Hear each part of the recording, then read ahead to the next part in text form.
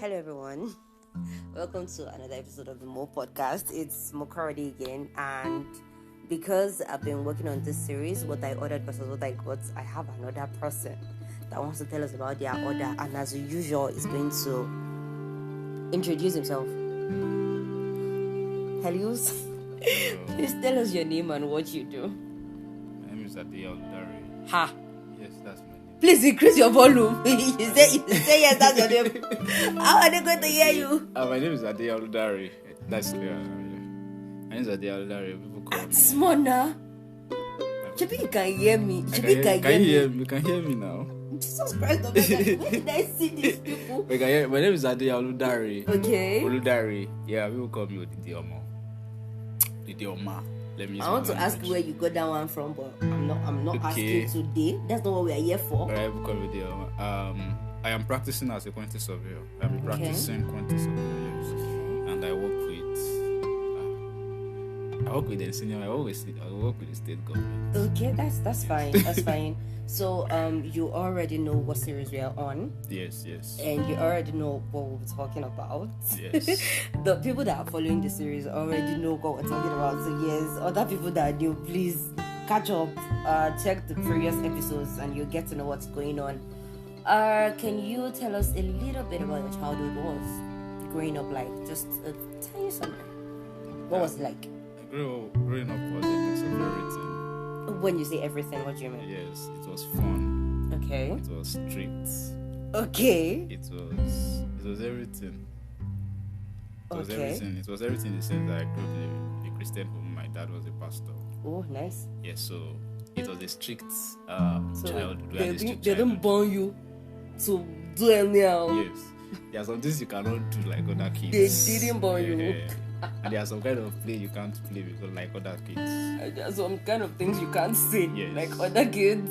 But we still had fun now a little bit. That's nice. And I think it shaped almost everybody in the house because as pastor kids, we had to grow up faster than every other kid. We had to have like examples. Yeah. So that part of growing up like a kid, you don't have much margin to make mistakes. Right. Yeah. Okay. I'm interested in exploring that, but not today. Okay. So we can always come back to that. Okay. What was your desired career as a child or profession as a child?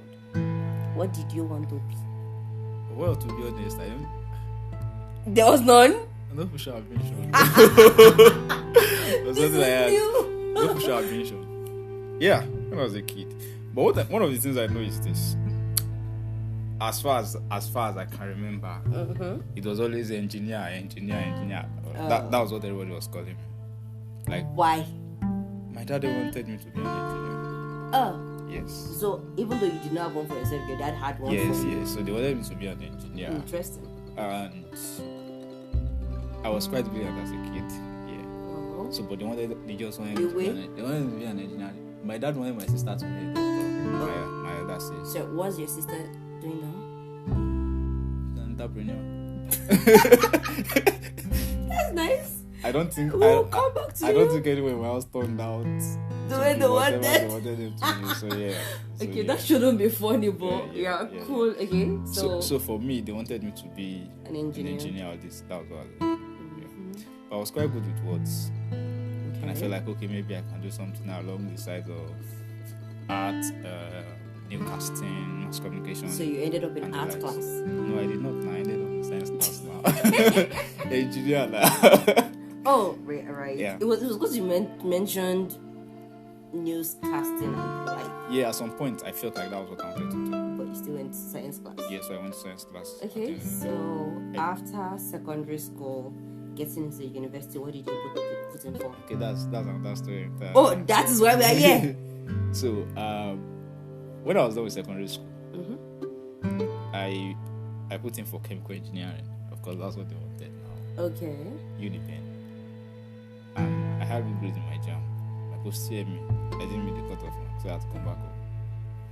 And when you went back, what did you do? Went back to jam class, Oh, okay. put in for another jam. Mm-hmm. Got a very good grade again. Chemical engineering Unipen. This time, the first time, I got above 50. but I didn't meet the cutoff mark for chemical engineering. This time I got 45. So something happened. I think something happened here. We lost my dad that year. Amen. So we lost my dad that year, and my mom was like, "Okay, anything you have to go to school this year." I shouldn't be laughing. Like you have to go to school this year. Okay. And of course, at that point, everybody was just taking whatever my mom says. Of course, because of the way things were at the time. So you don't want to cause emotional trauma. Whatever I beg you. Yeah. So she was like, "You are going. How you are going to do nice? You are going to take pre-degree." Whoa. I said, "Yes, ma'am." Okay. So, the option was FUTA. Okay. I didn't plan to come to FUTA. The option was FUTA. My sister was in FUTA at the time. She was 400. And she just came and she just said, "Oh, there's this course of quality surveying. You like it." Nice. And I was like, "How? You like it?" I just like it. Yes. So she called my mom, and my mom said, "Anything, don't worry. Whatever you say is doing." So they filled in quantity surveying for me. Whoa. And then the next day, I'm writing pre-degree entrance exam. And when the results came out, I passed. So, cool. and that's like quantity surveying. So I started quantity surveying. Yeah. Nice. That's how I became a quantity surveyor. Interesting. Well, that's pretty straightforward. I mean, okay, so with people that I've interviewed, for this series, by the time they talk about their degree, the next question is, okay, so what have you done with your degree? You're a quantity surveyor. I don't even know if I should still put in that question. Yeah, you but can. I will still ask, okay, so since you finished school, how has it been? Well, What has happened? for me, I have always wanted to practice. Okay. Because there's a professional route, Okay. and it's quite straightforward. Okay. You finish school, you apply for your certification, you become a registered quantity surveyor. Race for an every job, or you practice as a professional, as a consultant. So those were the two options at the time. I feel like with what I did in school and what I don't waste this thing.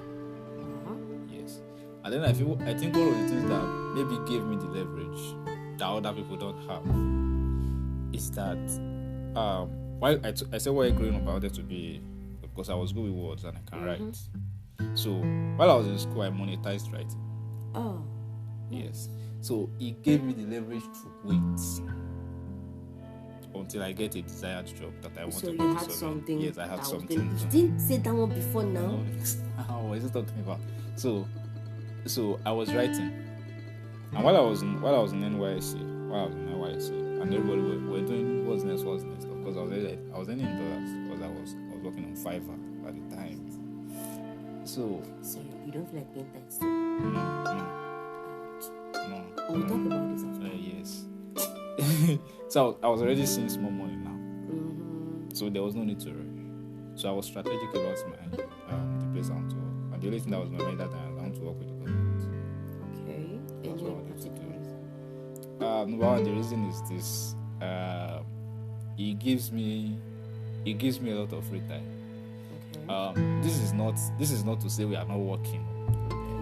Because You're working, but you still get some time. yes, you have time. Like for example, most private firms work weekends. If you're working for the government, your weekends on Friday. Nobody to stop your weekend till Monday, except in rare cases. And if they are stopping your weekend, they are paying you for overtime. So I wanted to work with the government. Number two, I feel like one of the places to have the best experience as a quantity surveyor is the construction field. It's the government. They are like the one that Because they are always yes, they're the one that do most of the construction job in even Nigeria. though we don't really have roads and we need certain things, they are always constructing. They're always constructing something. So I feel like this is the place to have like the best experience. Yeah. Of at least this stage where I am, that's where I want to work. That's Yes. good. That's good. You're cracking it. Yes, I'm trying. Yay, Trying. okay. So you said you started with no future ambition. Yes, I do. And Daddy wanted you to be an engineer. Yeah. You're not far from it. Yes, I'm a cost engineer. Uh-huh. Yes. And there's that, and you had to go to school because you started going to that course. Yes, Mom so- was like, "Oh, whatever you say, straight up." And you did go for it, and it's working for you.